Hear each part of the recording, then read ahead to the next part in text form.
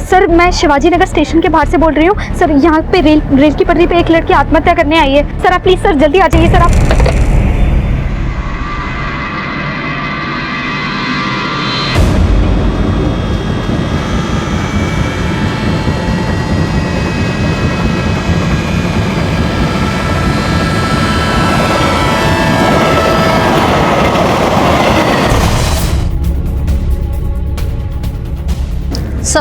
Sir train के कटने से चेहरा बुरी तरह से बिगड़ चुका है और लाश के आसपास ये मोबाइल फ़ोन और ये बैग ये दोनों बरामद हुए हैं और इस आईडी कार्ड से पता चला है कि लड़की का नाम अमृता अश्विन प्रधान है। अमृता अश्विन प्रधान, इसके फ़ोन के कॉल लॉग में चेक करो, किसी ना किसी घरवाले का नंबर तो ज़रूर मिलेगा। उन्हें कॉल करके इन्फॉर्म करो और बॉडी की शिनाख्त करने के लिए बुलवाओ। अच्छा, वो आत्महत्या की जानकारी देने के लिए कॉल आया था, उसकी डिटेल निकालो, पता लगाओ वो कॉल कहाँ से और किसने किया था। सर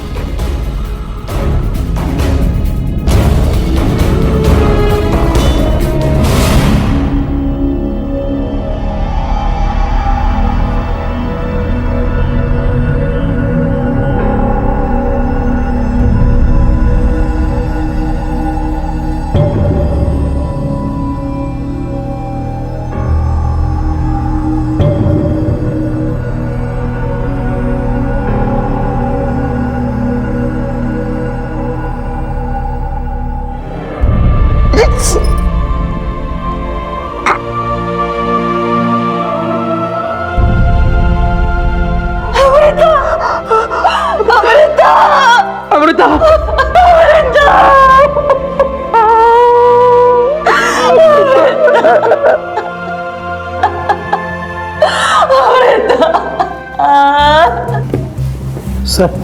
सर सुसाइड के बारे में इन्फॉर्म करने के लिए जो फोन आया था वो शिवाजी नगर स्टेशन के बाहर एक जनरल स्टोर पर लगे पीसीओ का नंबर है, पर पता ये नहीं लग पाया कि फोन आखिर किया किसने था। ठीक है, तुम जाओ। Okay sir.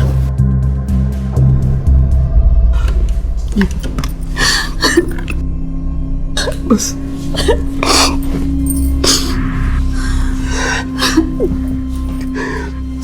साहेब, ती आमच्या अमृताच आहे, पर उसने अपनी जान क्यों ली ये समझ में नहीं आ रहा। उसने अपनी जान नहीं ली, आपकी सख्ती ने उसकी जान ली।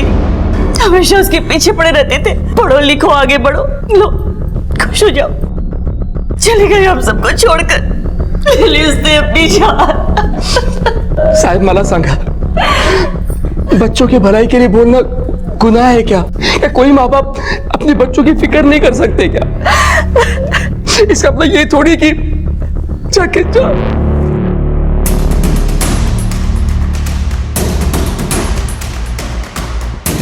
सर मुझे लगता है कि ये सुसाइड केस ही है।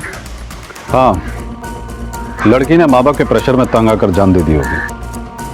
अक्सर इस तरह के केस आते रहते हैं जहाँ माँ बाप अपने बच्चों पर सपने थोपने लगते हैं और बच्चे तनावग्रस्त होकर जान देने पर मजबूर हो जाते हैं। अमृता जो अपनी मौत का स्वांग रच रही थी, उसे आत्महत्या साबित करके दुनिया की नजरों से ओझल हो जाना चाहती थी, पर क्यों कर रही थी वो ऐसा? और कौन था वो शख्स जो इस पाखंड में उसकी सहायता कर रहा था? ऐसा करने के पीछे उसकी मंशा क्या थी? अमृता के इस स्वांग के पीछे मंसूबे कुछ और ही थे जो इस षड्यंत्र के राजदार थे। क्या उस पर कोई पारिवारिक दबाव था जिससे वो बचना चाहती थी, या फिर ये किसी आपराधिक गतिविधि की एक शुरुआत थी? और जिस लड़की को उसने अपने कपड़े पहनाए थे, क्या उसकी हत्या भी उसी ने की थी? कहानी यहां से खत्म नहीं, शुरू हुई थी। 6 महीने बाद मुंबई पुलिस को भी कुछ ऐसा मिला था जो ये साबित करता था कि पुणे में जो हुआ था वो इसी कहानी का एक हिस्सा था।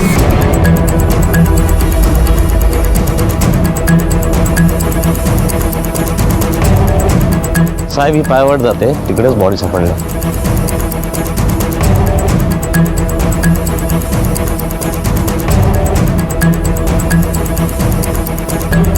सर ये देखिए।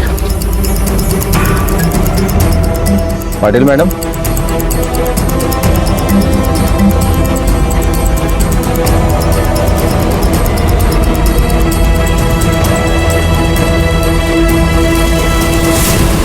पुणे पुलिस ने जिस अमृता को 6 महीने पहले मृत घोषित कर दिया था, वो आज फिर मुंबई के सांता क्रूज हाईवे पर मृत पाई गई। अगर ये अमृता थी तो फिर मोहिनी और अश्विन ने उस लड़की को अमृता क्यों माना जो रेल की पटरी पर मृत पाई गई थी।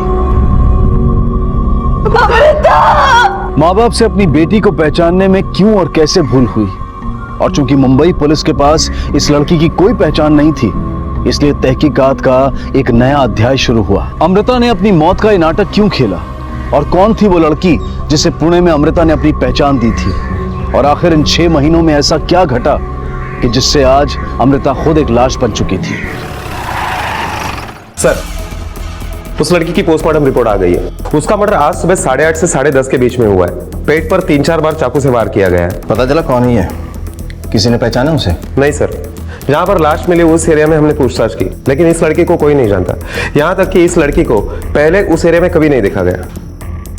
इसका मतलब ये बाहर की एरिया की है, वरना ऐसे सुनसान रास्ते पे क्या करती? हाँ, एक काम करो, इसकी तस्वीर सारे पुलिस स्टेशन में भिजवा दो और सारे अखबारों में भी छपवा दो। कोई ना कोई तो मिलेगा उसे पहचानने वाला। Okay sir.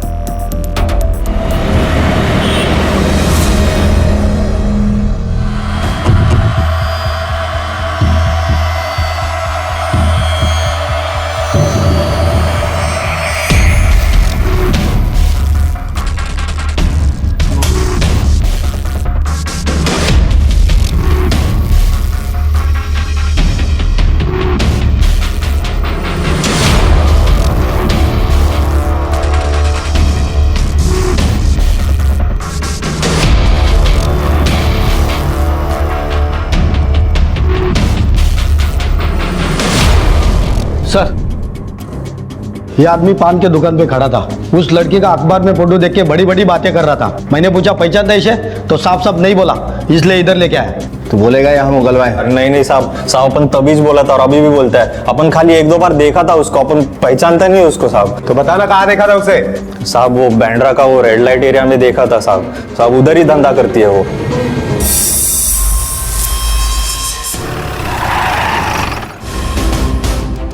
जानते हैं इसे? नहीं। पता था तो यही बोलेगी। बाहर जो तेरी 4 लड़कियां खड़ी है ना, उन्होंने पहचाना है इसे। अब ये मत बोल कि ये लड़की तेरे पास काम करती थी और तुझे पता भी नहीं। हाँ, 3 दिन थी इधर। अमृता नाम था लड़की का। बहुत कोशिश की काम पे लगाने की, लेकिन भाग गई। मेरा सब पैसा पानी में चला गया। मतलब? 17 तारीख को 50,000 दे के मैंने उसको खरीदा था। सूरत अच्छी थी, सोच लिया अच्छा कमाएगी, लेकिन बुद्धल भी नहीं मिली। और वो भाग गई, और तुझे इतना गुस्सा आया कि तूने उसे मार दिया, वो भी इतने बेरहमी से। नहीं साहब, मारना वरना हम लोग काम नहीं करते। हमने उसे बहुत ढूंढा, लेकिन कहीं नहीं मिली। सब मेरा पैसा नल्ली खाते में चला गया। कितनी तारीख को भागी थी यहाँ से? 20 तारीख को। सर, जिस लड़की का मर्डर हुआ है उसका नाम अमृता था, और 17 नवंबर से 20 नवंबर की रात तक वो चकले में थी। उसके बाद वो वहां से भाग गई। फिर वो कहां गए किसी को कुछ नहीं पता।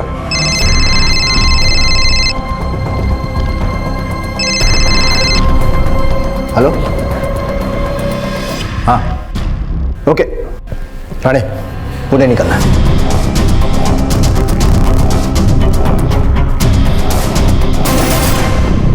साहब मुंबईमध्ये आमचे काही नातेवाईक राहतात। उन्होंने पेपर में फोटो देखा और हमें इन्फॉर्म किया। पहले तो हमारा विश्वास नहीं हुआ, लेकिन जब फोटो देखा तो।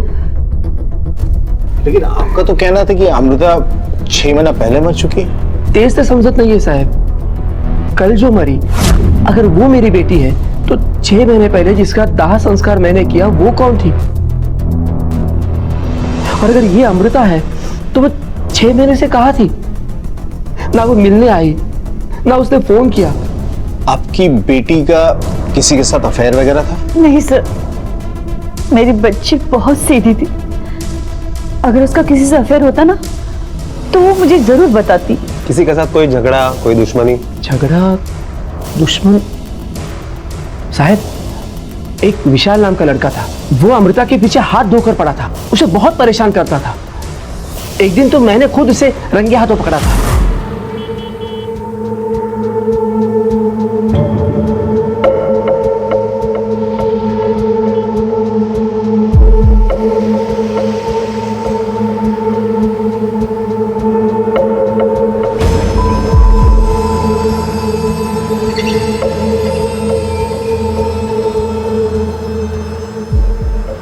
कर रहा है?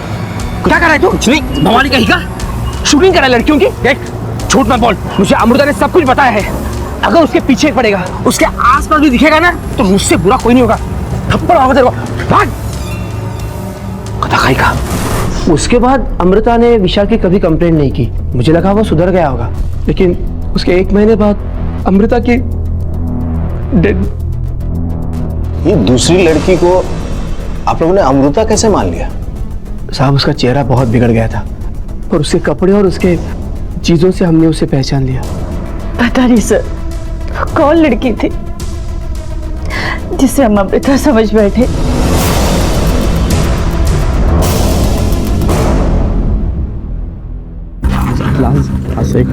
अरे मुझे डर लग रहा है। कोई नहीं आता यहाँ पे, कोई नहीं आता यार, वीडियो काम चल रहा है, कोई नहीं आता।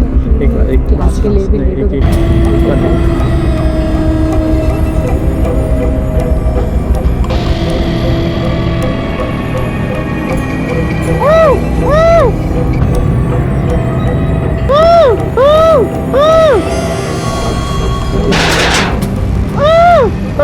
कोई आ गया यहाँ पे। कोई नहीं आता यहाँ पे, डर लग रहा है। प्लीज यहाँ पे कोई तो है।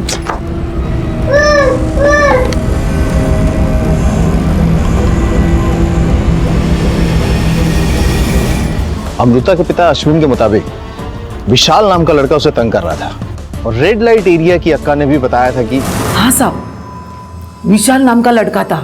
वो लड़की को उसने मेरे पास भेजा था। सर 6 महीने पहले विशाल ने अमृता को प्रपोज किया, अमृता ने मना कर दिया और इसीलिए बदला लेने के लिए विशाल ने अमृता को किडनैप किया और बाद में अक्का को जाकर भेज दिया। राणे, अमृता अक्का को 17 नवंबर को बेची गई थी। सवाल ये उठता है कि 17 मई से 17 नवंबर तक वो कहाँ थी? क्या वो विशाल के साथ थी? विशाल उसे यूज कर रहा था, या वो मुंबई अपनी मर्जी से आ गई थी और बाद में जब विशाल पुणे से मुंबई आया तो उसकी नजर उस पर पड़ी? लेकिन दोनों ही सूरत में इस विशाल तक पहुंचना हमारा बहुत जरूरी है, क्योंकि फिलहाल यही वो एक कड़ी है जो इस केस की छानबीन को आगे बढ़ा सकती है। पुलिस की तमाम कोशिशों के बावजूद भी विशाल के अलावा उनके पास और कोई नहीं था जो इस केस को दिशा दे पाए। इसलिए पुलिस ने विशाल को ढूंढने में दिन रात एक कर दिया। अमृता के कॉलेज के दोस्तों ने पुलिस को यह जानकारी दी कि विशाल कॉलेज की सामने वाली चाय की दुकान पर खड़े होकर अक्सर अमृता को छेड़ता था। पुलिस को चाय की दुकान से विशाल के घर का पता मिला और बिना देर किए पुलिस उस चौल में पहुंची जहां विशाल रहता था।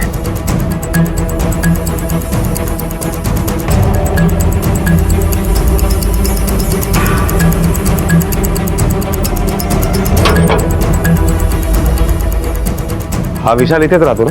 हो, भाड्याने राहतो, पण गेले 6 महिने आला नाही ते। घरमालक कुठे राहतात? हो, ते खाली राहतात। पुणे की चौल को छोड़े हुए विशाल को 6 महीने हो चुके थे और मुंबई में उसे ढूंढना घास के ढेर में से सुई ढूंढने के बराबर था। पर विशाल के एक मकान मालिक के रेंट एग्रीमेंट में से मिली एक फोटो को पुलिस ने सर्कुलेट कर दिया था। अमृता की पहचान के बावजूद वो 6 महीने तक कहां थी, उसके साथ क्या हुआ था, ये एक रहस्य बना हुआ था। और दूसरी तरफ था वो बच्चा जो एक अंडर कंस्ट्रक्शन बिल्डिंग में कैद था। इन्हीं सवालों के घेरे के बीच पुलिस के हाथ आशा की एक किरण लगी। सर, कांदीवली कॉम्प्लेक्स में हमारा पेंशनर क्लब है। मैंने वहां से इस लड़की को कई बार आते जाते देखा है। मुझे लगता है ये वहीं कहीं रहती होगी। Thank you sir.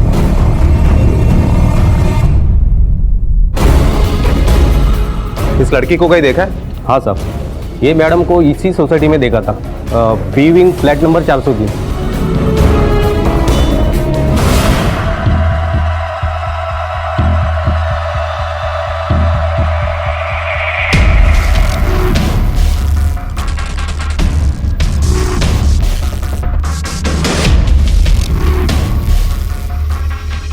दादा, वापस ले लीजिए। आप तो बोले थे इधर ही। हाँ दादा, लेकिन जो काम यहाँ था वो हो चुका है, आप वापस ले लीजिए।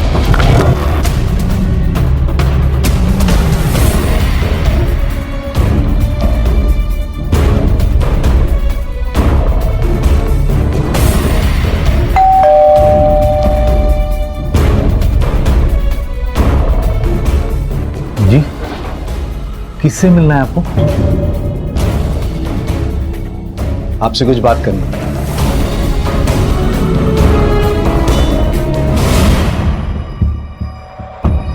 इसे पहचानते हैं? सर ये अमृता है, हमारे यहाँ पेइंग गेस्ट थी। थी मतलब? उसका चाल चलन ठीक नहीं था, इसलिए हमने निकाल दिया। घर पे रखने से पहले पता नहीं किया था कौन है, कहाँ से आई है? वैसे इतनी अनजान थी तो यहाँ तक पहुंची कैसे? सर हमने पीजी के लिए पेपर में ऐड दिया था, उसे देखकर वो आई थी, और जब आई थी तब शरीफ लग रही थी, और वैसे भी चेहरा देखकर थोड़ी ना पता चलता है कि उसका कैरेक्टर कैसा है। घर देख के तो लग रहा है आप लोग भी पढ़े लिखे हैं, पर क्या इतना नहीं पता किसी अनजान को घर पे रखते तो पुलिस को खबर करते हैं? वैसे अखबार में जो इश्तिहार दिया था वो देख सकता हूँ?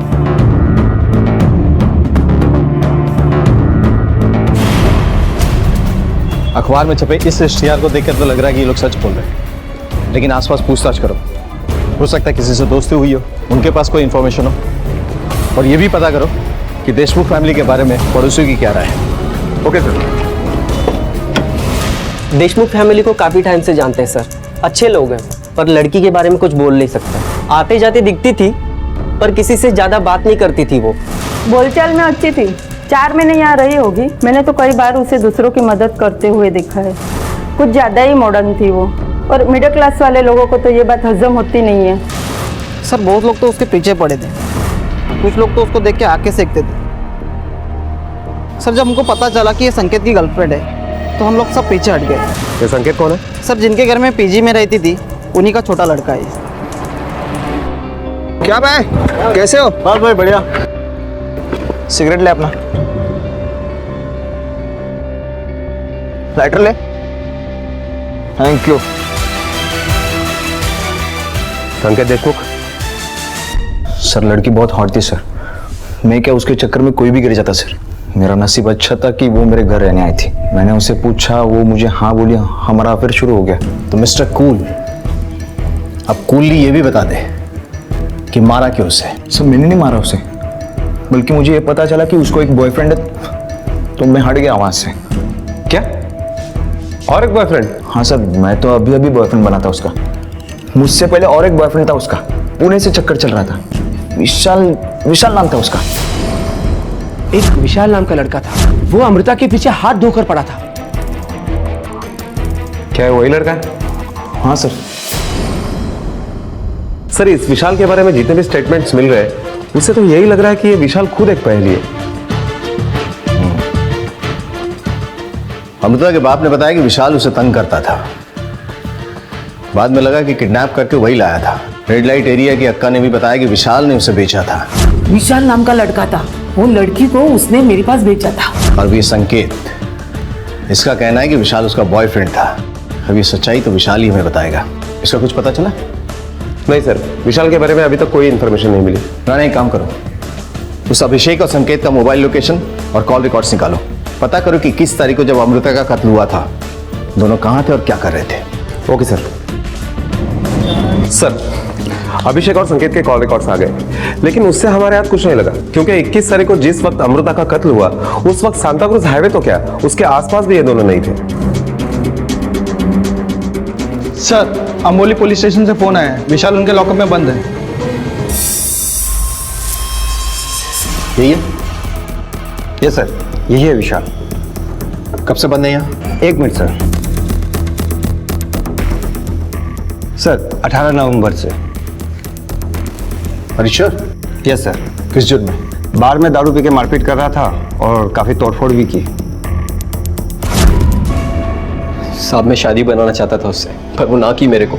फिर भी मैं ट्राई किया, फिर बाद में पता चला कि सुसाइड की वो। फिर मैं एक बार मुंबई आया तो देखी वो मेरे को पूरा खुन्नस निकाला उस पर, सोया उसके साथ, फिर जाके उसको वो अक्का के उधर बेच दिया। तेरी बाप की प्रॉपर्टी थी वो जो तूने उसे बेच दिया? खुन्नस में उसके साथ सोया, बेचा, इतना ही नहीं तूने उसे मार भी दिया। कैसा? मैं उसको नहीं मारा, मैं सच कह रहा हूँ साहब। तूने नहीं मारा तो किसने मारा? तेरे अलावा भी किसी के साथ अफेयर था उसका? किसी के साथ झगड़ा हुआ था उसका? साहब ये सब कुछ मेरे को नहीं मालूम, मैं तो अपना काम किया और निकल दिया साहब। तुमने जितनी बात हमें बोली है, एक भी झूठी निकली ना तो सोच भी नहीं सकता तेरे साथ क्या होगा। अरे साहब मैं झूठ काहे को बोलूंगा साहब, पहला इधर पड़ा हुआ हूं, इधर से और किधर जाऊंगा मैं? अब तेरे ऊपर ह्यूमन ट्रैफिकिंग का केस लगेगा, तब तेरे को समझ में आएगा तू कहां जाएगा। पुलिस रिकॉर्ड के मुताबिक विशाली 18 नवंबर से बंद है, तो ये तो पॉसिबल ही नहीं है कि उसने खून किया होगा। अभिषेक और संकेत के खिलाफ भी हमारे पास कोई सबूत नहीं है।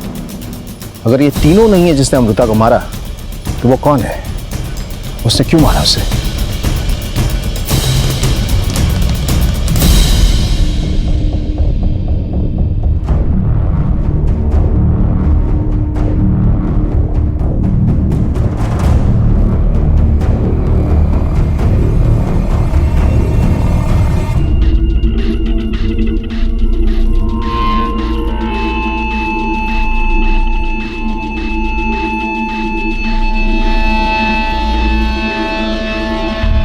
अमृता के कत्ल को 3 दिन हो चुके थे, लेकिन पूरी कोशिशों के बावजूद भी पुलिस के हाथ कोई कामयाबी नहीं लगी थी।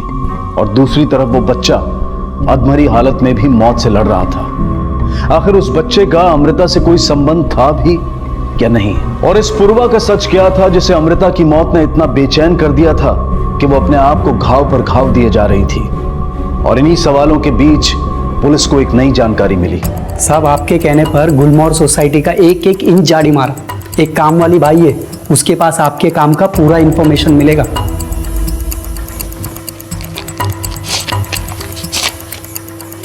जा रही राणे। Okay sir. साहब, मैं गुलमोहर सोसाइटी में घर काम करती है। कुछ महीना भर पहले मैंने संकेत भाऊ और वो लड़की को सोसाइटी में देखी। झूठ, निकल जा अभी के अभी। इस सोसाइटी में फिर से नहीं दिखनी चाहिए तू। और नहीं निकलूं तो क्या कर लेगा? जान से मार दूंगा तुझे, समझी? तेरे मुंह पे बोल रही नहीं जाऊंगी, कर ले जो करना है, दिखा मार। तो क्या उसके बाद वो घर छोड़ के चली गई? नहीं साहब, वो तो उधर आराम से रही।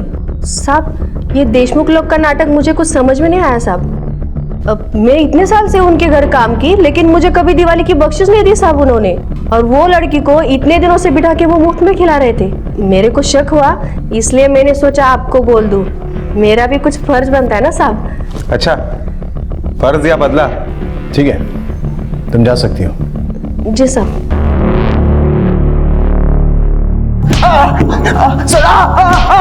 सर रुको ना सर। सच बता। सर, हमारा झगड़ा हुआ था, लेकिन उसकी वजह उसका बॉयफ्रेंड नहीं था सर। तो कौन था? सर एक्चुअली एक दिन मैं शाम को घर पे जल्दी आया था, चाबी से डोर खोला और अंदर गया तो देखा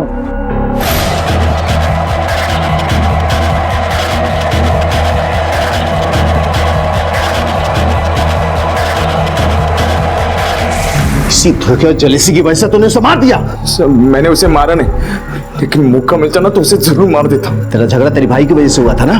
फिर उस दिन विशाल का नाम क्यों लिया? क्यों बोला कि वो उसका बॉयफ्रेंड है? सर एक्चुअली भाई का नाम लेता तो फैमिली का नाम बदनाम हो जाता ना सना। सर लेकिन अमृता ने खुद उसके बारे में बताया था मुझे। मैंने उनको 1-2 बार साथ में भी देखा है सर। बस इसी का फायदा उठाने की कोशिश की मैंने। छोड़ रहा हूं अभी, लेकिन शहर से बाहर मत जाना। ले जाओ उसे। चल सर। हाँ चल। जैसे जैसे अमृता की इंफॉर्मेशन आती जा रही है, बावजूद इसके कि उसने खून किया था, शक बदलता जा रहा है कि वो विक्टिम है। मुझे तो लगता है 6 महीना पहले इसने खुद अपनी मौत का नाटक किया था और यहाँ आके इन दोनों भाइयों को फंसाया। बस सवाल ये उठता है कि क्यों फंसाया, मकसद क्या था उसका? सर इसका पता हमें अभिषेक से लग सकता है। नहीं यार, मामला कोर्ट तक पहुंच गया है। इन भाइयों का झगड़ा खत्म ही नहीं होता। पता नहीं काम फिर से कब स्टार्ट हो जाएगा। अब सब क्लाइंट को वापस से झेलना पड़ेगा। झूठ बोलना बंद करा, वरना अगर हम बुलवाने पे उतर हो गए ना तो बहुत भारी पड़ेगा। बोल। साहब इसकी कोई गलती नहीं है, वो लड़की ऐसी थी कि कभी एक हाथ से ताली बजती देखी है आप लोगों ने? साहब आप सोच नहीं सकते वो कैसी लड़की थी। उसने जानबूझकर इसे फंसाया है। वो आई इसीलिए थी। अच्छा, उस दिन तो आप कह रही थी कि आप उसे पहचानती नहीं है। आपने अखबार में इश्तिहार दिया था इसलिए वो पीजी बन के आई। साहब झूठ बोला था साहब। वो खुद नहीं आई थी, पूर्वा उसे लेकर आई थी। कौन पूर्वा? सर, पूर्वा मेरी बीवी है।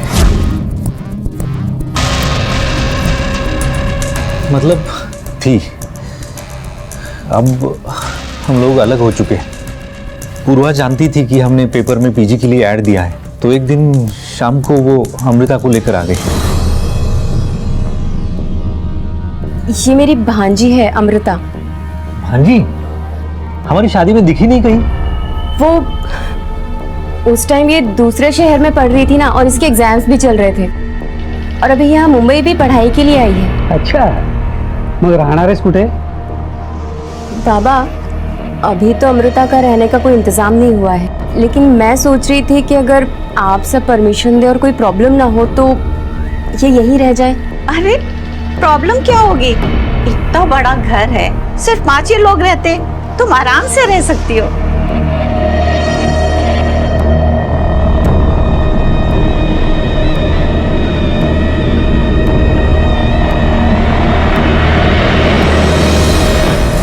बहू की रिश्तेदार है, ये सोचकर हमने उसकी मदद की, घर में रख लिया, पर उसने तो हमारा घर ही बर्बाद कर दिया, मेरे दोनों बेटों की जिंदगी खराब कर दी।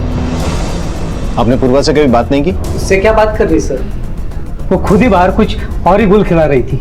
आपको कैसे पता कि पूर्वा का बाहर अफेयर चल रहा है? सर वो इतनी बेशर्म थी कि पति के घर पे होते हुए भी उसका बॉयफ्रेंड उसको दिन रात फोन करता था।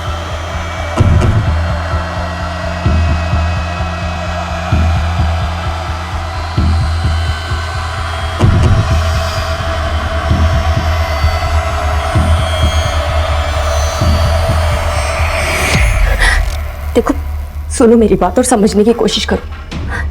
तुम ये जो भी कुछ कर रहे हो ना, इससे तुम्हें कुछ हासिल नहीं होने वाला है। प्लीज मुझे बार बार फोन करके मुझे परेशान मत करो, मेरे हस्बैंड को मुझ पे शक हो जाएगा।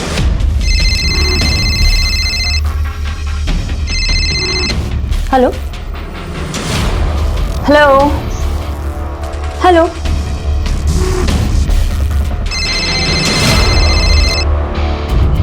अंधा फेरा समझ रखा है मुझे, पति के सामने किसी और से अय्याशी कर रही हूं, बेशर्म कहीं की।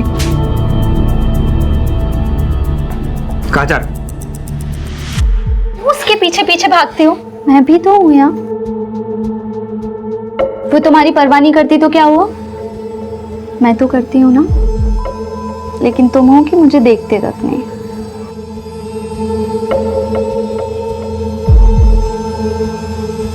आपको पता था किससे बात करती थी वो? सर एक विशाल नाम का आदमी था।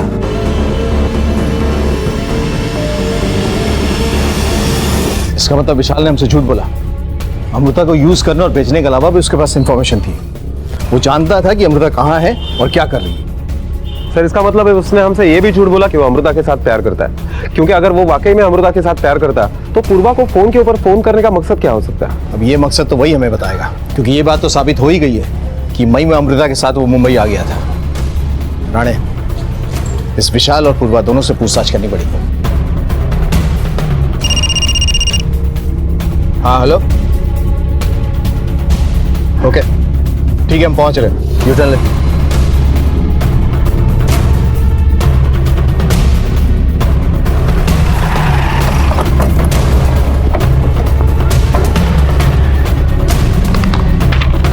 सर, ये बच्चा 8 दिन पहले कांदोली के सीबीएसई स्कूल से किडनैप हुआ है और इस केस के लिए पुलिस को एक लड़की की तलाश है, और ये रहा वो लड़की का स्केच। और सर ये स्केच अमृता के चेहरे से मैच करता है। सर लेकिन अमृता किसी बच्चे को किडनैप क्यों करेगी? इसी बात का तो पता करना है, इसने किडनैप क्यों किया और कहाँ रखा है इसे। सर अगर अमृता ने किसी बच्चे को किडनैप किया है तो ये पता लगाना बहुत मुश्किल है, क्योंकि अमृता को मरे हुए 4 दिन हो चुके हैं।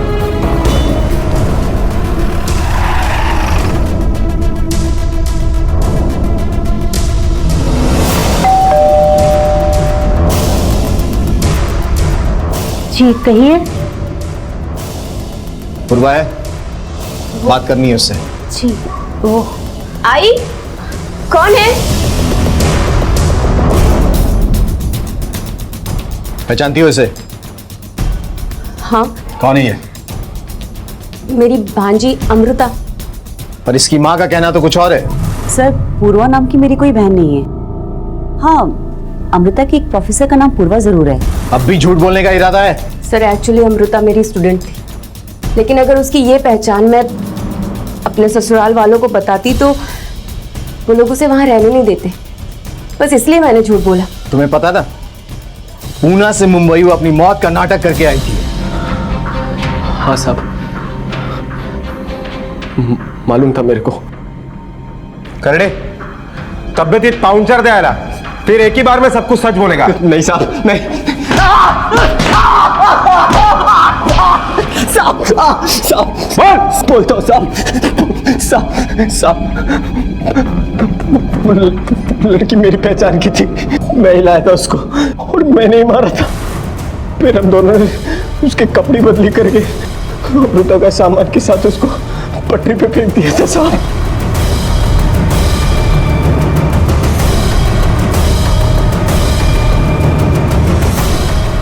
फिर हम दोनों साथ में इधर मुंबई आ गए साहब। ये सारा प्लान किसका था?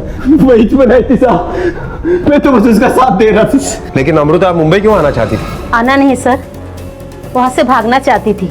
अमृता का बाप बहुत ही नीच आदमी है, अपनी ही बेटी के साथ बलात्कार करता था, इसीलिए वहां से भाग जाना चाहती थी।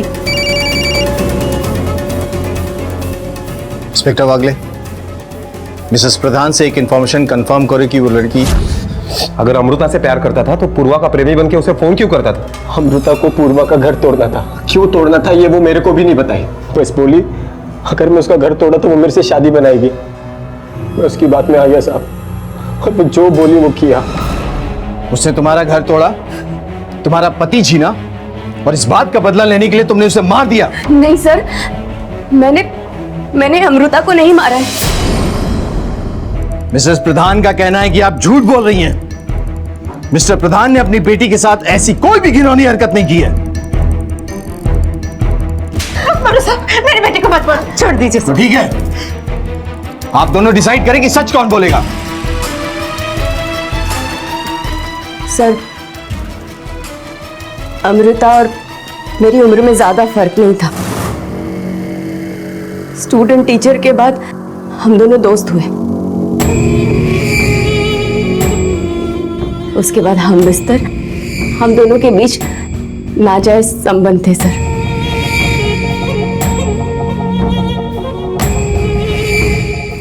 सर हम दोनों लेस्बियन थे,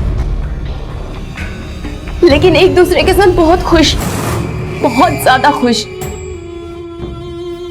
लेकिन माँ ने मेरी शादी जबरदस्ती अभिषेक के साथ करा थी, और ये बात अमृता को बिल्कुल भी नहीं अच्छी लगी।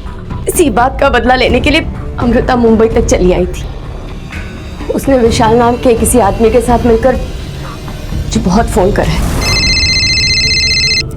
हेलो, प्लीज मुझे फोन कर करके परेशान करना बंद करो। बेशर्म कहीं की। मेरा घर तोड़ दिया सर। साहब जब मेरे को मालूम पड़ा कि अमृता और पूर्वा का वो समलैंगिक टाइप का रिश्ता है, मेरी खोपड़ी कसक गई साहब। मैं बोला उसको छोड़ूंगा नहीं तेरे को। फिर वो बोली वो मेरे को 5 लाख रुपए देगी ये काम का, और वो कोई बच्चा भी उठाई थी साहब। पर बोली पैसा 2 दिन बाद मिलेगा। मेरे को भरोसा नहीं हुआ साहब, इसलिए मैं 17 तारीख को उसको बेहोश करके आका के उधर बेच आया।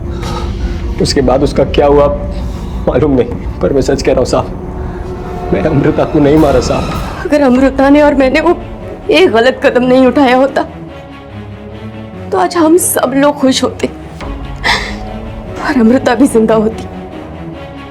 मैंने अपने आप को सजा देने की बहुत कोशिश की सर, मगर हार गई। बहुत हुआ तुम्हारा झूठ और इमोशनल ड्रामा।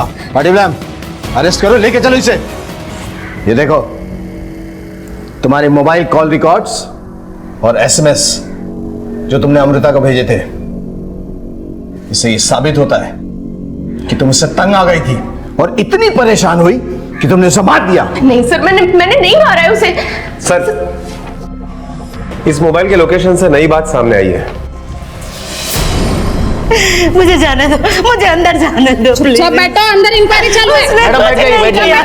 उसने कुछ नहीं किया। ये सच नहीं बोलेगी ऐसे। मारो इसे।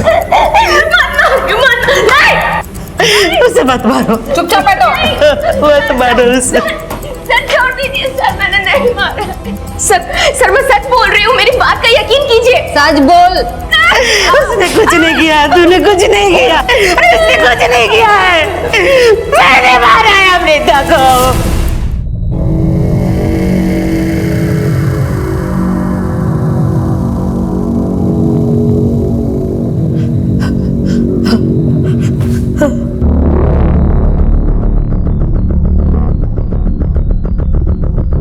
आइए संगीता जी, हमने पूर्वा को मारने का नाटक सिर्फ इसलिए किया कि आप सच बोले। 21 नवंबर सांता क्रूज हाईवे जिस वक्त अमृता का कत्ल हुआ उस वक्त सिर्फ आपका मोबाइल लोकेशन वहां का दिखा रहा है। 21 नवंबर की सुबह अमृता हमारे घर आई थी, डरी थकी सहमी हुई सी। उसे देखकर मुझे तरस नहीं आया। आंटी पूर्वा किधर है? पूर्वा जहाँ भी है उसे वहाँ रहने दो और अपनी मनुष्य शक्ल लेकर यहाँ से निकल जाओ। उसका घर तोड़ चुकी है, उसकी जिंदगी बर्बाद कर चुकी है। अब और क्या चाहिए तुझे? जाओ, निकल जाओ यहाँ से, दफा हो जाए यहाँ से। खबरदार मेरी बेटी के आसपास भी दिखी भी तो जाओ, दफा जा। एक मिनट प्लीज, एक मिनट। अमृता चली तो गई पर मुझे उस पर भरोसा नहीं था कि वो मेरी पूर्वा को नुकसान नहीं पहुंचाएगी। मैं जानती थी वो बहुत जिद्दी है, इसलिए मैंने तय किया कि वो पूर्वा की जिंदगी दोबारा बर्बाद करे, इसके पहले ही मैं उसे खत्म कर दूंगी। मैंने उसका पीछा किया। वो अचानक सांता क्रूज हाईवे पे ऑटो से उतरकर सुनसान गली में जाने लगी। मैं भी उसके पीछे पीछे गई और मौका मिलते ही मैंने उसे मार दिया।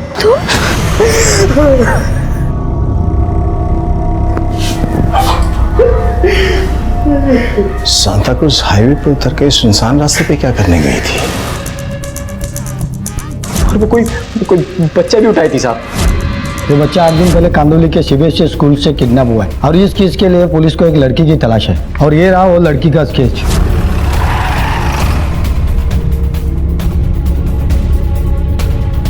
राणे, मर्डर स्पॉट के आसपास की सारी जगह छान मारो, बच्चा यहीं मिलना चाहिए। चलो।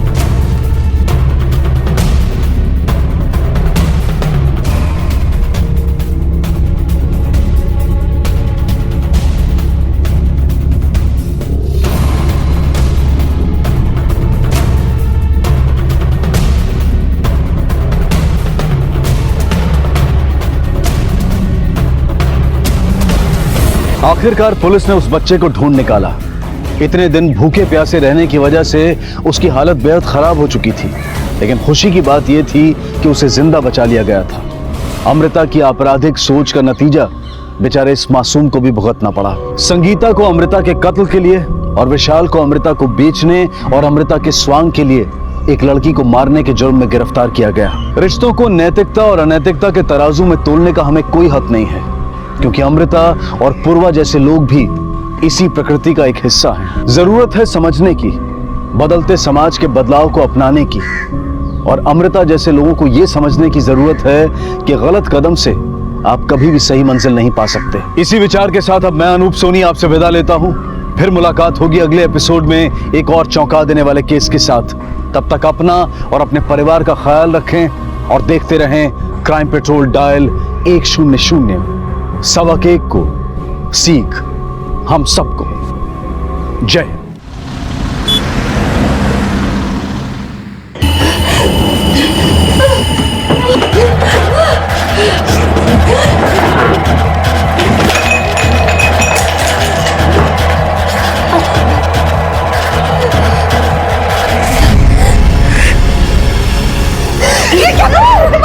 जाने दो माँ, मुझे मारने दो माँ।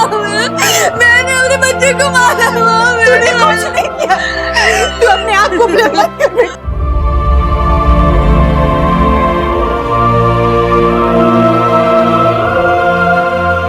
कहते हैं रिश्तों के बिना जिंदगी बेमतलब है, पर फिर भी हम सब की जिंदगी को उलझा देते हैं रिश्ते। पर एक सवाल मन में आता है कि रिश्ते हमें उलझा देते हैं या हम रिश्तों को उलझा देते हैं। पहेली जैसा लगता है ना ये, लेकिन सच है।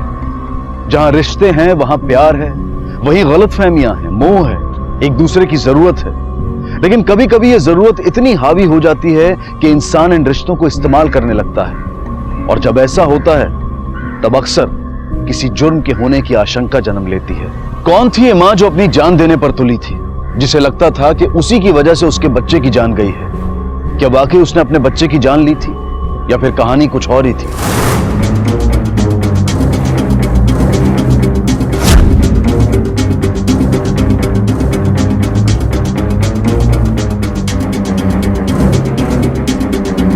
मानव!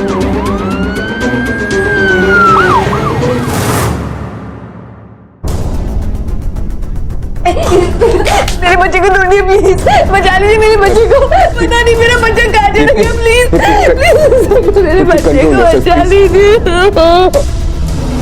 अच्छे से चेक करो, ऊपर देखो ऊपर।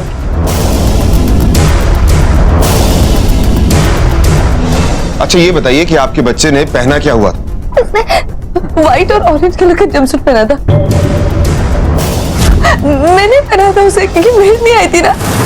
बेबी अच्छे से सो जाना। हाँ वित्ती, हाँ चलो ना, देर हो रही है। हाँ बस हो गया बेबी, मम्मा पापा बस बाजू में। हाँ तुम चुपचाप अच्छे से सो जाना।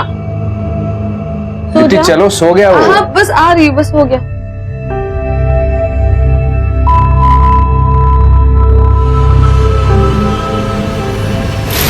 आप अपने 5 महीने के बच्चे को घर पर अकेला छोड़कर चले? सब पड़ोस में गए थे और फिर सीसीटीवी कैमरा तो था ही बच्चे पे नजर रखने के लिए। एक्चुअली हमारे नेबर ने हमें डिनर पर इनवाइट किया था, उनकी marriage anniversary. Thank you thank you thank you.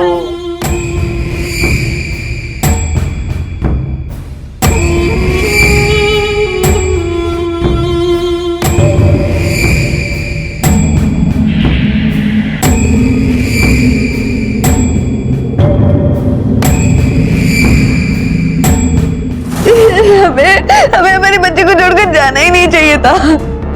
I never wanted to go।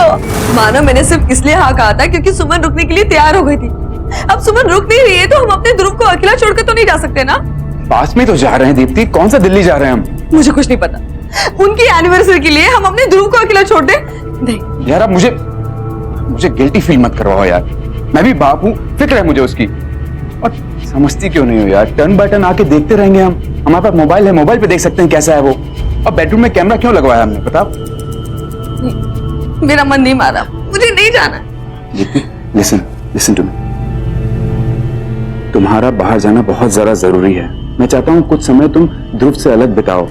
So sorry, I am so sorry, मुझे माफ कर दो प्लीज। सर घर में फोर्स एंट्री हुई है, मेन डोर से नहीं लेकिन बैक डोर से। और बेबी कॉट पर जो सीसीटीवी कैमरा लगा हुआ है वही वाईफाई से चलता है, किसी ने डिसेबल करके रखा है। और फैसिलिटी भी नहीं है रिकॉर्डिंग का, तो हमें फुटेज भी नहीं मिल सकता। आपने कैमरा लगवाया लेकिन रिकॉर्डिंग फैसिलिटी नहीं, क्यों? सर कभी सोचा नहीं कि जरूरत पड़ेगी, और मोबाइल पे हम देख सकते हैं कि बच्चा सेफ है कि नहीं।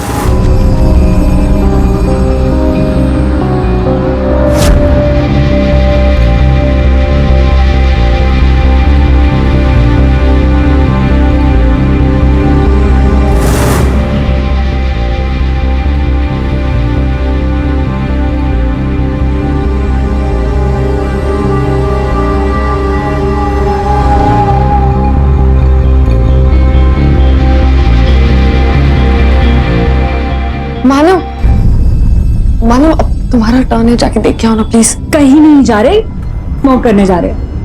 मानो डोंट बी एंग्शियस, रिलैक्स।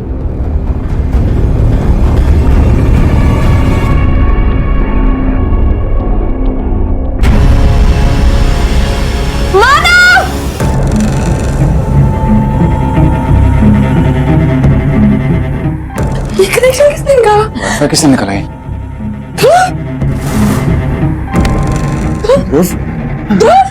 सब कुछ अच्छी तरह से प्लान था। किसी को पता था कि अगर वाईफाई डिसेबल कर दो तो कैमरा अपने आप ऑफ हो जाएगा। यह भी हो सकता है कि किसी की नजर आपके घर पर, कोई अपना कोई करीबी। क्या मतलब? सुजीत, इस बच्चे की तस्वीर को चारों तरफ सर्कुलेट करवाओ और इस एरिया के जितने भी सीसीटीवी कैमरा है सबकी फुटेज चेक करो, बारीक से बारीक चीज नोट करो। जाओ। आप ये बताइए, पिछले 2-3 हफ्तों में आपके घर में कोई आया था? I mean, कोई इलेक्ट्रिशियन, प्लम्बर या कोई रिश्तेदार? मुझे ऐसा कुछ पता नहीं, मेड को पता होगा, वो ही दिन भर घर में रहती है। सर वो मेरे पति का ना तबीयत ठीक नहीं था, इसके लिए मैंने रात में आने के लिए मना कर दिया। साहब मुझे कहाँ पता था कि ये लोग बच्चे को अकेला घर पे छोड़कर जाएंगे। मुझे लगा ये लोग पार्टी में नहीं जाने वाले हैं। आप ही बताना साहब, ऐसे बच्चे को अकेला छोड़ के कोई जाता है क्या? हमें घर की तलाशी लेनी है। पर क्यों साहब, मैं तो शाम से घर पे ही हूँ। क्यों, छुपाने जैसा घर में कुछ है क्या? साहब वो घर पे नहीं है। नहीं है मतलब? बीमार है ना, फिर भी घर पे नहीं है? चौकीदारी की नौकरी है साहब, छुट्टी कहाँ मिलती है? सर अंदर कुछ भी नहीं मिला, शहर छोड़ के मत जाना। आपने आखिरी बार अपने बच्चे को मोबाइल पर देखा ठीक 12:45 पर, और आप अपनी पड़ोसन आयशा के साथ उसकी बालकनी में ठीक 1:15 पर गए।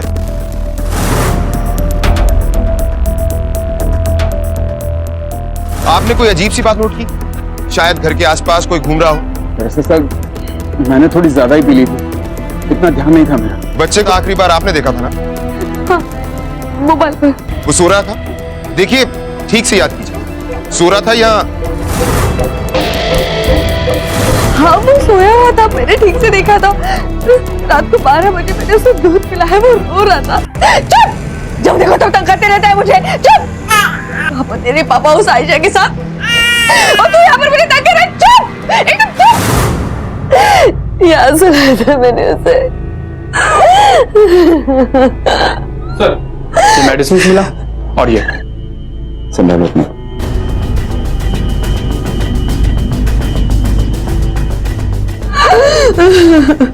ये दवा आपकी है? कल शाम को ली थी ये दवा आपने?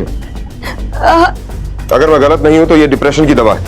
माइल्ड से, और डिप्रेशन भी माइल्ड है। पोस्टपार्टम डिप्रेशन, यही है ना आपको?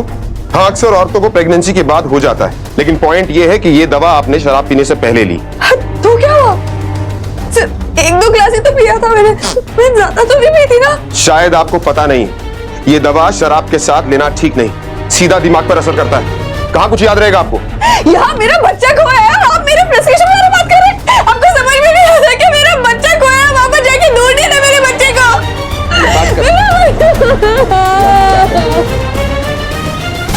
हाँ वो डिनर पे आए थे, हमने ही उन्हें इनवाइट किया था, लेकिन हमें भी अजीब लग रहा था कि वो अपना बच्चा घर ही छोड़कर आ गए। इनफैक्ट हमने भी पूछा नहीं। दरअसल हम दोनों को बच्चे अच्छे नहीं लगते।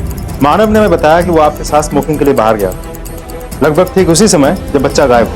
हाँ एक्चुअली विनोद स्मोकिंग करते हैं। मुझे रात को प्यास लगी, मेरी नींद खुल गई।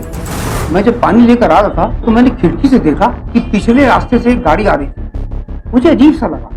आपको ऐसा क्यों लगा? कोई बगैर हेडलाइट के रात में कार चलाता। देखिए, हो सकता है किसी ने फिरौती के लिए आपके बच्चे को उठाया। सर हम लोग इतने अमीर नहीं हैं, बिजनेस भी ठीक ठाक ही चल रहा है। हाँ, दीप्ति के पेरेंट्स अमीर हैं सर। मामा, मेरी मामा को तो इन्फॉर्म किया ही नहीं। मामा, मामा, ये सब कैसे हुआ बेटा? दरअसल हम पड़ोस में गए थे। एक मिनट, दीप्ति बता रही है ना?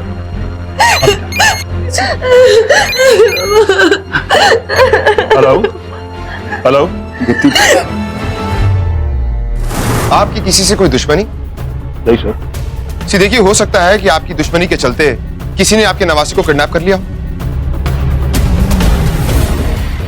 अच्छा ये बताइए कि आप अपने दामाद को जरा सा भी पसंद नहीं करते, राइट? जी हाँ, मैं अपने दामाद को पसंद नहीं करता हूँ। वो मेरी बेटी के लायक ही नहीं है। और आपका नवासा? ये कैसा सवाल है? भले ही वो मानव का खून है, लेकिन he is my first grandson. मैं उसके लिए कुछ भी कर सकता हूँ। I love him very much. थोड़ी देर आराम कर ले बेटा।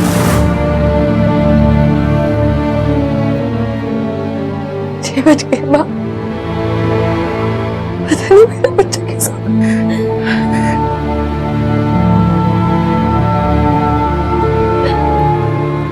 ले बेटा दवा खा ले, थोड़ा आराम मिलेगा।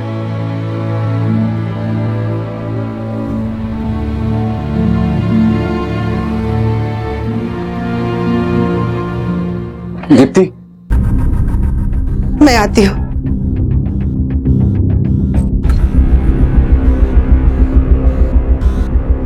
दीप्ति, मैं जानता हूँ कि इस वक्त तुम्हारे ऊपर क्या गुजर रही है। सब तुम्हारी वजह से हुआ है, सब तुम्हारी वजह से हुआ है। बहुत शौक था ना तुम्हें उस आयशा के घर जाने का, उसके घर पार्टी करने का। देखो क्या हो गया, हमारा बच्चा खो गया। हमने हमारा बच्चा खो दिया, सब तुम्हारी वजह से हुआ। क्यों किया ऐसा तुमने? मेरी गलती, मुझे नहीं जाना चाहिए था मेरे बच्चे को छोड़ के।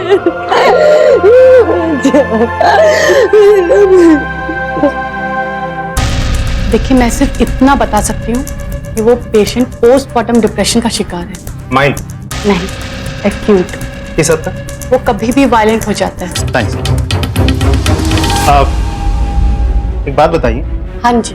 क्या कोई पेशेंट जानबूझ के पोस्टमार्टम डिप्रेशन का नाटक कर सकता है? देखिए सर, दुनिया का कोई भी ऐसा डॉक्टर नहीं है जो ये बता सके कि पेशेंट फेक ड्रामा कर रहा है या फिर उसे एक्चुअल प्रॉब्लम है। हम जो भी ट्रीटमेंट करते हैं वो रिपोर्ट के आधार पर ही करते हैं। Okay, thank you. पिछले 3-4 महीने से सर वो टेंशन में थे, लोन भी अरेंज कर रहे थे।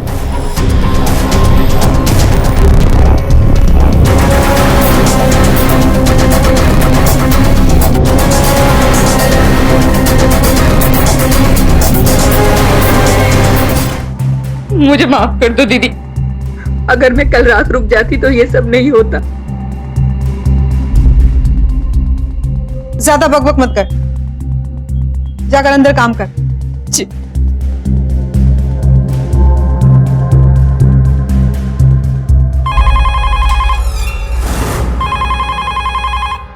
रुकिए, हो सकता है किडनैपर का कॉल। उसे कम से कम 30 सेकंड के लिए अपनी बातों में उलझाए रखिए ताकि हम उसे ट्रेस कर सकें। रिकॉर्डिंग शुरू करो।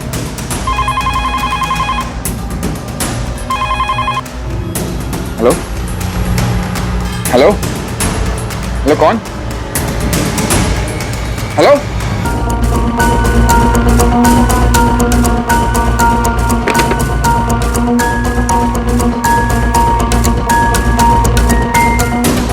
सुमन, इधर आओ।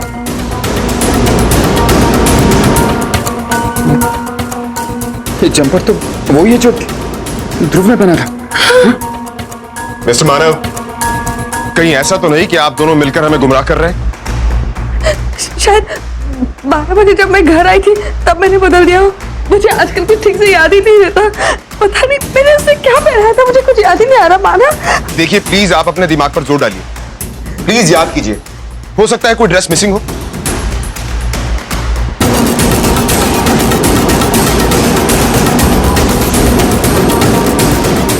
दीप्ति, बेटा आराम से खोजो, मिल जाएगा। टेडी बेयर वाला, माँ मैंने टेडी बेयर वाला नाइट सूट पहना था उसे। हाँ मुझे याद है। सुजीत, इस इंफॉर्मेशन को भी सर्कुलेट करवाओ। पहले ही हमारे हाथ से बहुत टाइम निकल चुका है। पता नहीं वाकई में इस औरत को याद नहीं या फिर जानबूझकर हमें गुमराह कर रही है। दीप्ति के डॉक्टर ने हमें बताया कि उसके डिप्रेशन माइल्ड नहीं है, कभी भी वायलेंट हो सकती है। इसका मतलब हो सकता है कि उसे याद ना हो। एक तो डिप्रेशन की दवा और ऊपर से शराब, कहां कुछ याद रहता है।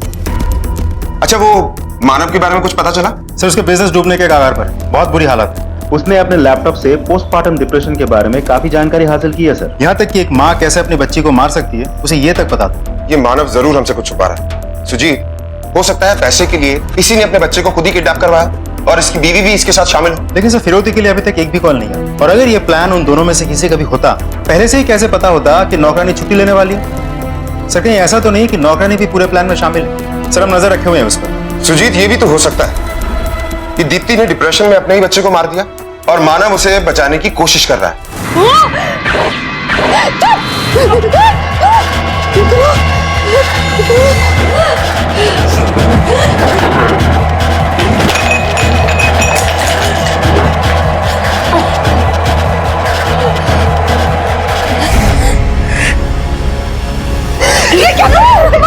जाने दो माँ, मुझे मारने दो माँ। मैंने अपने बच्चे को मारा माँ। मैंने कुछ नहीं किया। तू अपने आप को ब्लेम मत कर बेटा। मैंने कुछ किया ना। मेरी बात सुन, तू अपने बच्चे के साथ कुछ ऐसा कर ही नहीं सकती।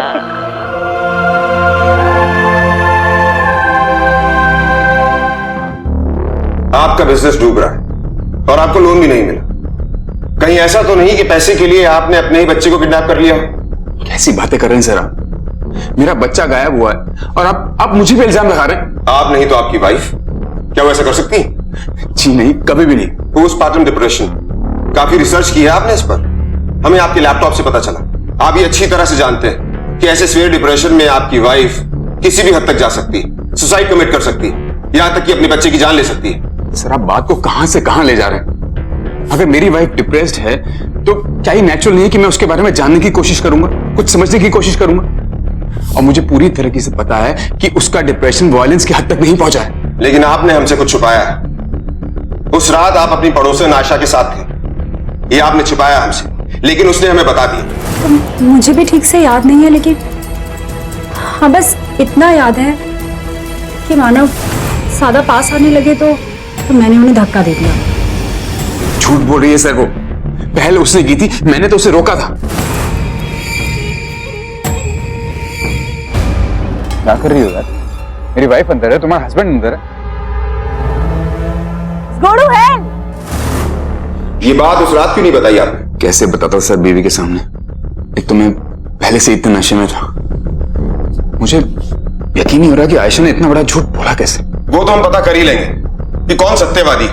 कहीं ऐसा तो नहीं कि तुमने ये सारी प्लानिंग आयशा के साथ मिलकर की हो? सर आप कुछ भी बोले जा रहे हैं। बहुत प्यार करता हूं मैं दीप्ति और अपने बच्चे से, उनकी जगह कोई नहीं ले सकता है। और फ्लर्ट आयशा कर रही थी, मैं नहीं। आप मानव को अंदर बुलाइए ना प्लीज। आप टेंशन मत लीजिए, वो यहीं पे। अच्छा आप हमें एक बात बताइए, जिस पड़ोसी के घर पे आप पार्टी में गई थी, उसके साथ आपका रिश्ता कैसा है? आपके पति का अफेयर चल रहा था आयशा के साथ? ऐसा कुछ नहीं है, ऐसा सच में कुछ नहीं है।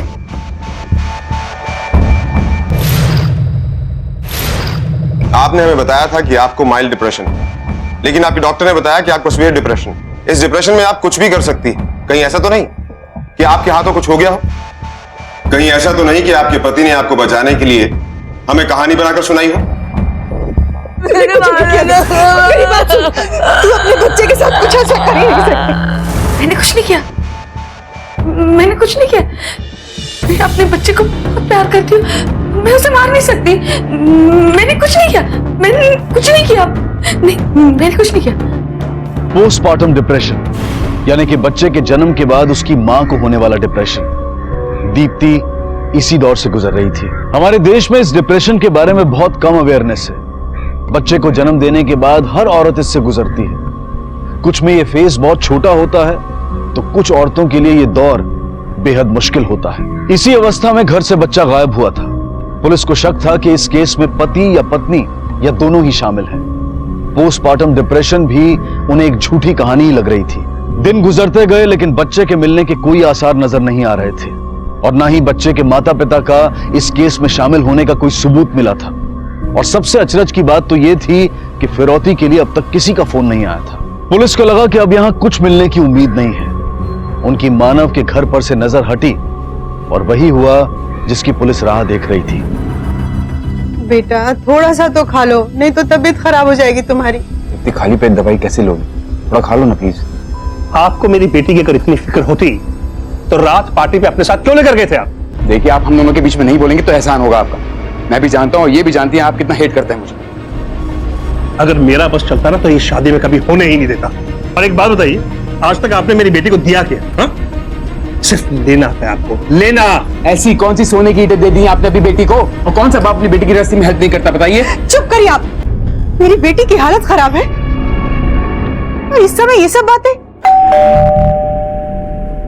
अरे दीप्ति बेटा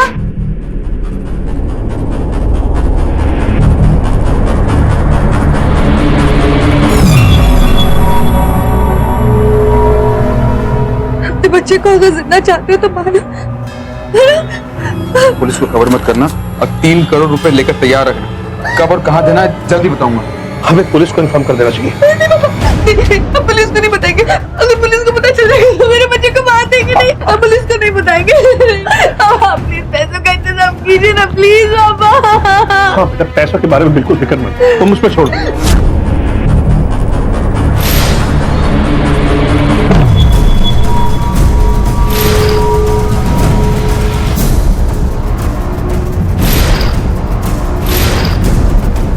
तूने तो डरा ही दिया। रवि, रवि कहाँ है? ध्रुव, ध्रुव, रवि, ध्रुव, रवि, बैग, बैग कहाँ?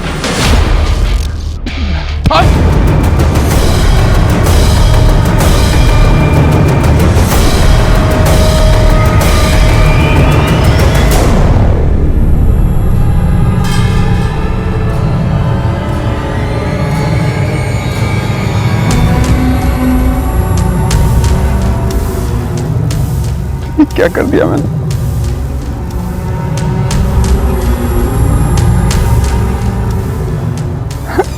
Hello police. इतनी बड़ी बात आपने हमसे छिपाई क्यों? सर हम सब डर गए थे, धमकी ऐसी थी सर, अगर वो बच्चे को कुछ कर देता तो अब क्या हुआ? पैसे भी गए और बच्चा भी नहीं मिला। देखिए ठीक से सोचिए, याद कीजिए, आपने उसका चेहरा देखा था, कुछ तो याद होगा आपको।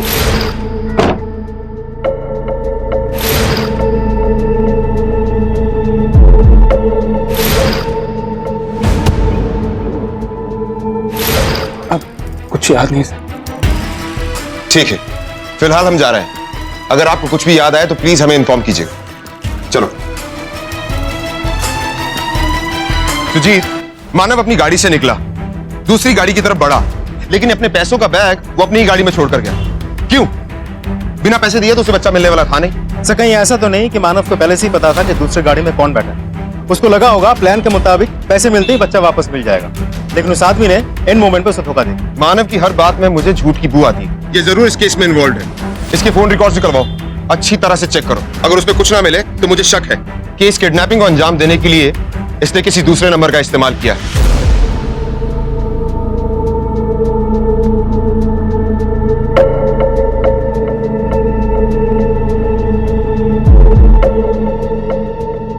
रवि फोन उठा। रवि,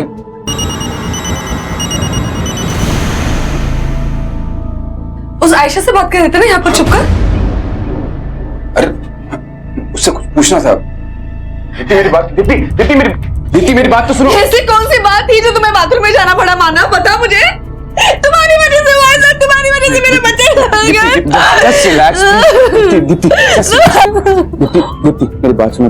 अच्छा तुम चाहती हो ना कि मैं उससे कभी बात नहीं करूँ? मैं उससे कभी बात नहीं करूँगा, हाँ? और ये फोन भी फेंक दूंगा, हाँ? तो उसकी जितनी चिंता तुम्हें है उतनी मुझे भी। बच्चा है वो मेरा। अच्छा सुनो, अब तुम्हें आराम की जरूरत है, प्लीज जस्ट रिलैक्स, हाँ? हम जस्ट रिलैक्स, हम तुमको ढूंढेंगे। बॉडी पलटो। सर बस ये वॉलेट है।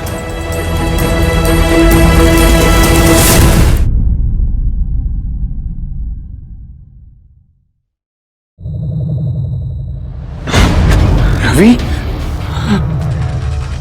ये मर गया तो फिर ध्रुव का क्या होगा?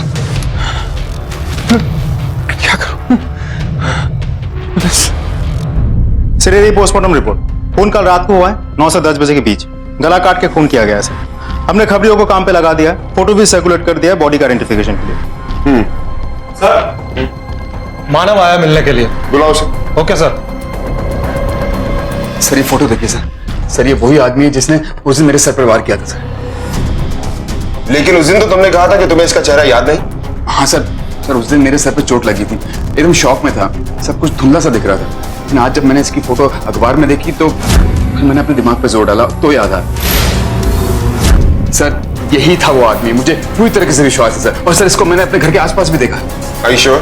Yes sir. सुजीत सर, इनके घर के आसपास पूछताछ करो, हो सकता है किसी ने देखा हो, शायद दीप्ति ने देखा हो। Okay sir. अगर इस आदमी ने मेरे बच्चे का किडनैप किया है और अगर ये मर चुका है तो मेरा बच्चा कहाँ है? मेरा बच्चा? आप लोग नए नए सवाल लेकर आते हो, मेरे बच्चे को क्यों नहीं ढूंढते आप लोग? हाँ? आप लोग को समझ में नहीं आता कि 1 साल से भी छोटा है मेरा बच्चा। एक मिनट, आप शांत हो जाइए। हम आपके ही बच्चे को ढूंढ रहे हैं, इसीलिए हमें आपकी मदद चाहिए।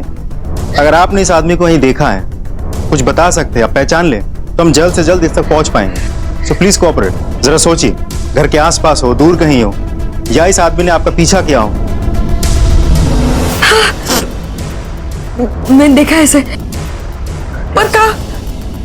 घर के आसपास ही देखा होगा ना, याद करने की कोशिश करो। घर के आसपास नहीं देखा मैंने, पर कहीं तो देखा है मैंने इसे। सर मानव के पड़ोसी ने तो नहीं देखा था उस आदमी को, लेकिन उसकी पत्नी ने देखा था। कहाँ देखा था? ये उसी आदमी। सर ये पति पत्नी मिलकर में गोल गोल घुमा तो नहीं रहे। मुझे तो लगता है अखबार में कोई न्यूज पढ़ी होगी, एक फोटो देख ली और अपनी कहानी जोड़ दी। पत्नी नहीं, पति। ये मानव हमें गोल गोल घुमा रहा है। मुझे नहीं लगता कि दीप्ति इस केस में इन्वॉल्व है। डायरेक्टली तो बिल्कुल भी नहीं। सर उस लाश को एक आदमी ने पहचान लिया। रवि कुमार नाम। रवि कुमार, ठीक है।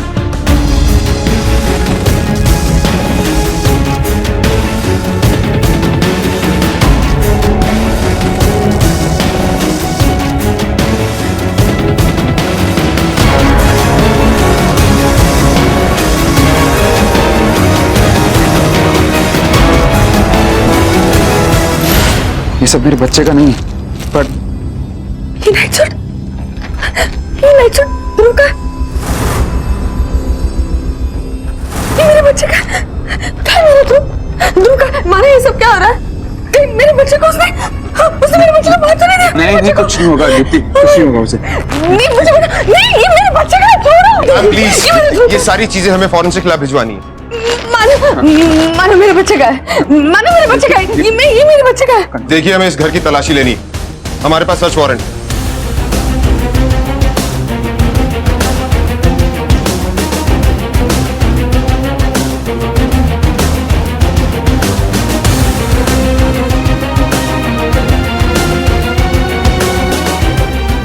सर, अंदर कुछ नहीं मिला।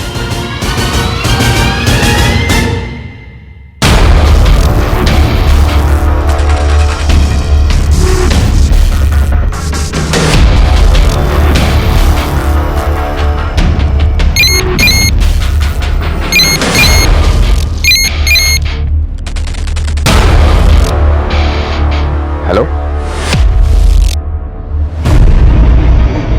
किडनैपर को तुम्हारा प्राइवेट नंबर कैसे मिला मानव? उसे कैसे पता? तो मुझे ये बताओ कि ये प्राइवेट नंबर रखने की जरूरत क्या थी?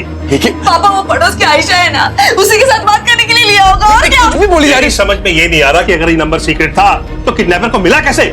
ये फोन हमें कुरियर से मिला, जिसमें सिर्फ एक नंबर था। जब नंबर डाल किया तो पता चला कि वो आपका है, और इस कुरियर के साथ एक चिट्ठी भी थी।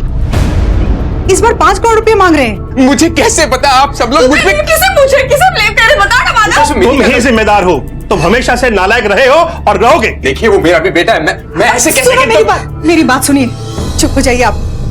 हमें इतना तो पता चल गया ना कि हमारा ध्रुव जिंदा है। अब ये सोचना है कि करना क्या है, 5 करोड़ रुपए का इंतजाम करना है या पुलिस को बताना। पापा कुछ कीजिए ना प्लीज पापा। ठीक है, मैं ही कुछ करता हूँ। बस एक बार किडनैपर्स का फोन आ जाए तो हम हमारे ध्रुव को उनके चुंगल से छुड़ा कर देंगे। शक की सुई मानव पर अटकी हुई, लेकिन शक ये भी है ये जो बंदा मरा है रवि, ये भी शायद मानव के साथ इन्वॉल्व था, लेकिन इस थ्योरी के लिए हमारे पास कोई सबूत नहीं। सुजीत, एक काम करते हैं, इस पति पत्नी से अलग अलग पूछताछ करते हैं, पति के मुंह से सच उगलवाने की कोशिश करते हैं और बीवी को याद दिलवाने की कोशिश करते हैं कि उसने रवि को कहां और कैसे देखा। Okay sir. देखिए, याद करने की कोशिश कीजिए, आपने रवि को कहां देखा था? काश कि मुझे याद रहता, मेरे डिप्रेशन की वजह से मैं हमेशा कंफ्यूज रहती हूँ, कुछ याद ही नहीं रहता मुझे। इसका आपके पति से कोई कनेक्शन किसी भी तरह से? देखिए, आप अपने पति को बचाना चाहती हैं या आप अपने बच्चे को?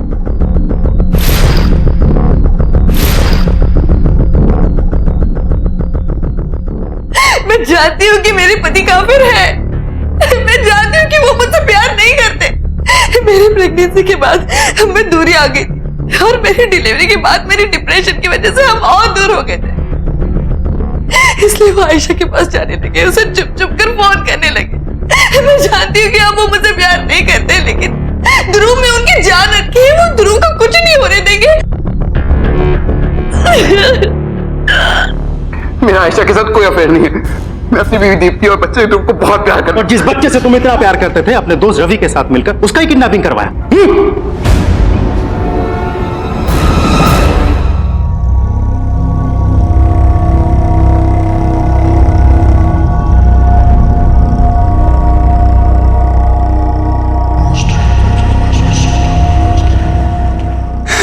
मैं नहीं चाहता था कि मेरे बच्चे को कुछ हो। मुझे सिर्फ पैसा चाहिए था, सिर्फ पैसा। सर, आप टेंशन में लग रहे बहुत। अरे आदमी जितना बड़ा उतनी बड़ी टेंशन।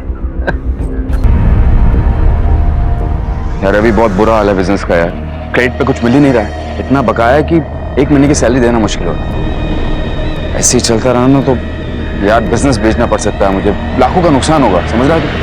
समझ रहा हूँ यार। क्या करूँ यार, कब तक मुंह छुपाता रहूँ? अगर ये बिजनेस बंद हो गया ना तो मेरा ससुर है ना तमाशा दिखेगा मेरा। लेकिन वो तो काफी मालदार है, उसे क्या कमी? नहीं यार, उसने पहले ही बहुत कुछ दे रखा उसने मुझे। घर उसका है, बिजनेस उसका है, बहुत कुछ नहीं देगा मुझे। देख, अगर नहीं देता तो छीन ले। मेरे पास एक आइडिया है, अगर तुझ में हिम्मत है तो बताऊं। तेरा एक बच्चा है ना?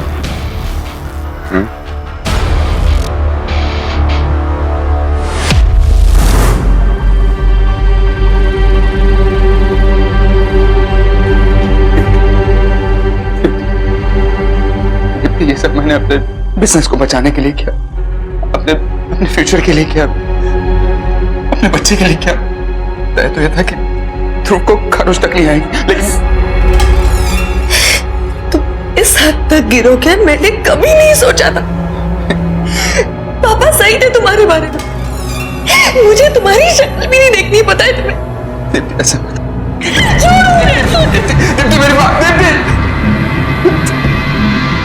मानव का प्लान उल्टा पड़ गया। रवि ने उसे धोखा दिया, उसके पैसे लेकर भाग गया। फिर रवि का किसी ने खून कर दी, मतलब कोई और भी शामिल है इस प्लान। मास्टर प्लान उसी का लगता है। अगर बच्चा जिंदा है तो उसी के पास होगा, लेकिन वो है कौन? सर, एक बात बतानी थी आपको। कुरियर से एक फोन आया था और फिरौती की मांग भी की है। इस बार 5 करोड़ रुपए मांगे। ये फोन हमें कुरियर से मिला, साथ में चिट्ठी भी।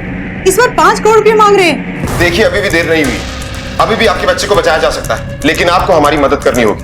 आपने जो इंफॉर्मेशन हमारे साथ शेयर की है वो आप किसी से शेयर नहीं करेंगे। अपने माता पिता से भी नहीं, ओके? जाइए।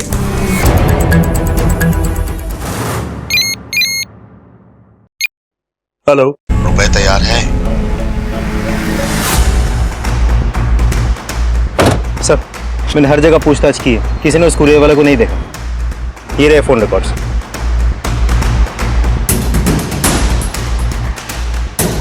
इस एक नंबर पर बार बार कॉल किया गया है, मतलब इस किडनैपिंग में कोई और भी इन्वॉल्व है।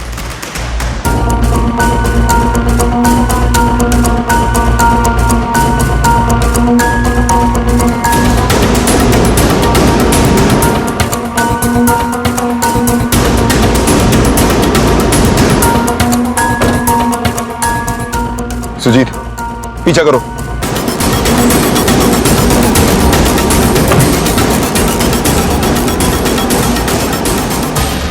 हमें किडनैपर के बारे में कुछ इंफॉर्मेशन मिली।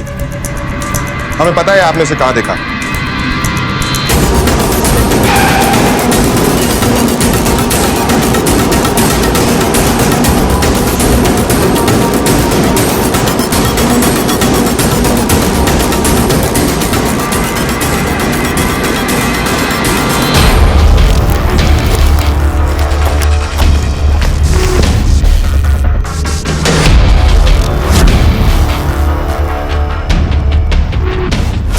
हम जान चुके हैं कि रवि कुमार कौन।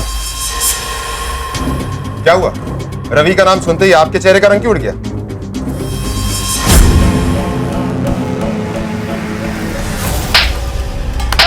बोल, बता सच क्या है? सर, अपनी से कम उम्र के आयशा से शादी करके मैं खुश नहीं था सर।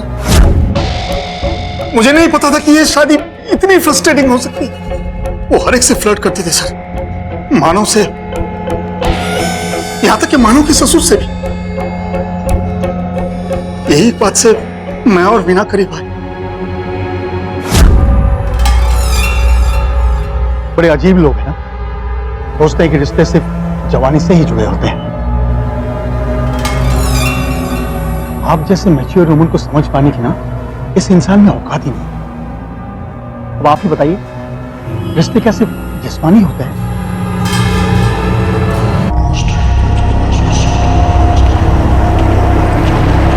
आप इस सब में शामिल हैं ना? ये मेरी माँ है, ये मेरे बच्चे को क्यों किडनैप करवाएगी? हमारे पास इनकी कॉल रिकॉर्ड्स हैं।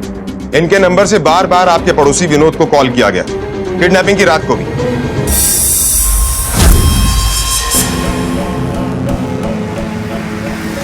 क्यों क्या आपने ऐसा माँ? मेरा बच्चा कहाँ है? मेरा बच्चा कहाँ है माँ?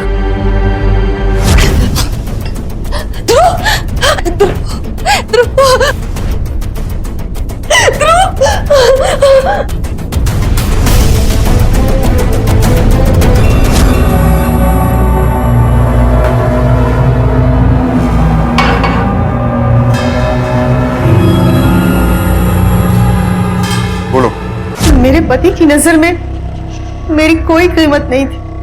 औरतों से फ्लर्ट करने की बीमारी थी। और आयशा तो बेटी की उम्र की थी, पर उन्हें शर्म आए तब तो। ऐसे में मुझे विनोद मिले, अच्छे लगे। हम दोनों एक दूसरे के साथ रहने के बारे में सोचने लगे सर। मैंने दीप्ति के पापा से कहा कि मुझे डिवोर्स चाहिए, तो धमकी दी कि एक फूटी कौड़ी तक नहीं मिलेगी तुझे। पैसा तो आयशा के पास ही था ना सर, उसे छोड़ देता तो मैं तो कंगाल हो जाता ना। सारी प्लानिंग मेरी थी सर। रवि दूर के रिश्ते से मेरा कजन था। तभी आपकी बेटी दीप्ति ने कहा कि उसने रवि को पहले शायद कभी देखा है, पर वो बहुत पहले की बात है, इसीलिए दीप्ति को कुछ याद नहीं। रवि आवारा था, दीप्ति के पापा को बिल्कुल पसंद नहीं। फिर दीप्ति के घर की एक एक चीज मुझे पता थी सर। मुझे ये भी पता था कि वो कब पड़ोस के घर में गए। मैं पिछले दरवाजे से घुस गई, वाईफाई ऑफ किया। बच्चा जगा हुआ था, पर अपनी नानी को पहचानता था, इसलिए रोया नहीं। मैंने उसे गोद में उठा लिया। मैंने रवि को बोला कि दरवाजे पर कुछ तोड़फोड़ कर दो, ताकि लोगों को लगे कि कोई जबरदस्ती घर में घुसा है। इस मानव को अपने साथ कैसे इन्वॉल्व किया? मुझे मेरे दामाद की कमजोरी पता थी सर। यही सोचकर मैंने उसका इस्तेमाल किया, ताकि उसे भी सजा मिले। मेरी बेटी को धोखा दे रहा था, यही सोचकर मैंने ये सारी प्लानिंग की। 3 करोड़, इसके 3 हिस्से होंगे, एक तुम्हारा, एक मेरा और एक वीना जी का। मुझे मंजूर है, और इसकी शुरुआत मुझे मानव से दोस्ती करने से करनी है। यस। रवि तो इस जुर्म में तुम्हारा पार्टनर था ना, तो फिर उसे क्यों मार दिया? क्योंकि वो हमारे प्लान को छोड़कर बाहर निकलना चाहता था सर। जो भी है 3 हिस्से करो और बच्चे को छोड़ दो। 5 करोड़ मिलने के बाद इतनी आसानी से ये सौदा नहीं जाने देंगे। बहुत पैसा है आनंद के पास। जितना मिला उतना काफी है। तुम ऐसे बीच में प्लान छोड़कर नहीं भाग सकते। प्लान इतना ही था। तुम्हें पूरा प्लान बताया ही नहीं था। तुम्हें फोन करना ही होगा। आप मुझसे इस तरह से जबरदस्ती नहीं कर सकते। मैं पुलिस के पास चला जाऊंगा। मर्डर तो हमारे प्लान में था ही नहीं सर, इसीलिए रवि। और सर, मैं अपने नवासे को कोई तकलीफ नहीं देना चाहती थी, और ना दी मैंने। मुझे तो बस अपने पति और दामाद को सबक सिखाना था, और पति से पैसे लेकर अपनी नई जिंदगी शुरू करनी थी सर। तुम्हारी नई जिंदगी जरूर शुरू होगी, लेकिन जेल।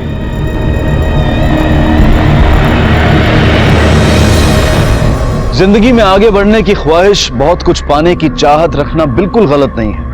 हर इंसान गुजरे हुए कल से बेहतर आज चाहता है। हर कोई बेहतर जिंदगी, बेहतर लाइफस्टाइल चाहता है। अगर एक रिश्ता असफल हो जाए तो नए रिश्ते के साथ जिंदगी को शुरू करने में कुछ गलत नहीं, लेकिन अगर उस रिश्ते की बुनियाद जुर्म पर रखी जाए तो फिर वही होता है जो विनोद और वीना के साथ हुआ। दीप्ति जो वैसे ही डिप्रेशन में थी, उसके 2 सबसे करीबी अपनों ने उसे धोखा दिया था। वैसे तो कुछ हद तक हम सभी खुदगर्ज हैं, लेकिन यह बेहद जरूरी है कि हमारी खुदगर्जी इस हद तक कभी ना बढ़ पाए कि हम दूसरों को तबाह करने लगे, क्योंकि सच्चाई यह है कि दूसरों को तबाह करते करते हम खुद ही तबाह होते हैं। इसी विचार के साथ अब मैं अनूप सोनी आपसे विदा लेता हूं। फिर मुलाकात होगी अगले एपिसोड में एक और चौंका देने वाले केस के साथ। तब तक अपना और अपने परिवार का ख्याल रखें और देखते रहें क्राइम पेट्रोल डायल 100। सबक एक को, सीख हम सबको। जय हिंद। इस तरह के और भी एपिसोड देखने के लिए हमारे चैनल को सब्सक्राइब करें और बेल आइकन दबाना ना भूलें।